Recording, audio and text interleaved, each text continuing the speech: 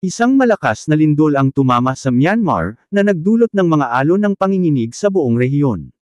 Bagamat ang epicentro ng kalamidad ay matatagpuan sa Myanmar, naramdaman ang mga epekto nito hanggang sa Bangkok, Thailand. Dahil ang mga bansa sa Timog Silangang Asya ay matatagpuan sa kahabaan ng Pacific Ring of Fire, palaging may posibilidad ng lindol. Sa blog na ito, tatalakayin natin kung paano naapektuhan ang Bangkok ng kamakailang lindol sa Myanmar at ang mas malalawak na implikasyon nito sa rehiyon. Ang lindol, na may lakas na, insert magnitude, ay tumama malapit sa, insert region, city in Myanmar, bandang, insert time. Nararamdaman ang mga pagyanig hindi lamang sa Myanmar kundi pati na rin sa mga kalapit na bansa, kabilang ang Thailand.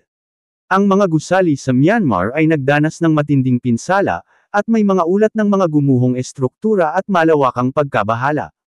Inatasan na ang mga serbisyong pang-emergency sa Myanmar, ngunit patuloy na tinataya ang lawak ng pinsala.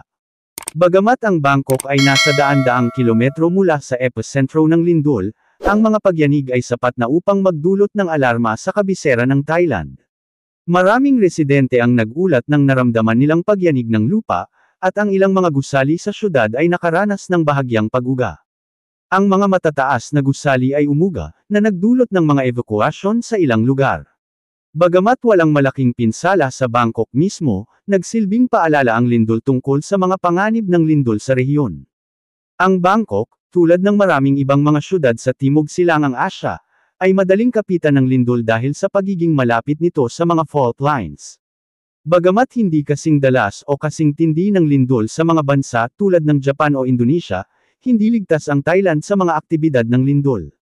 Ang gobyerno at industriya ng konstruksyon sa Thailand ay proactive sa pagdidisenyo ng mga gusali na kayang tiisin ang lindol, ngunit ipinakita ng lindol sa Myanmar ang pangangailangan ng patuloy na pagiging handa at maagap na paghahanda.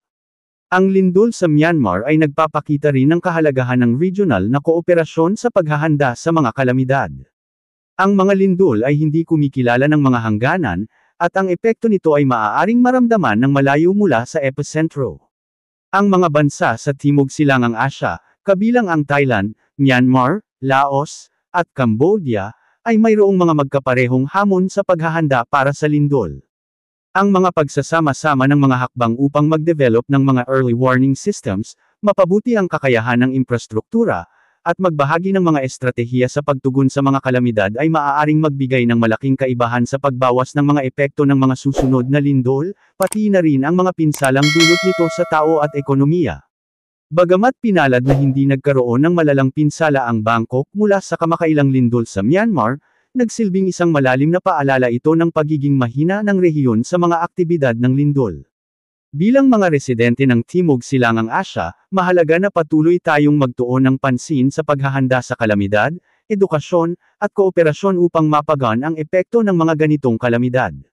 Nais naming iparating ang aming mga dasal para sa mga tao ng Myanmar habang nagsisimula sila sa mahirap na proseso ng pagpapagaling, at kailangan natin magpatuloy na magbantay upang matiyak na handa ang ating mga syudad sa anumang darating.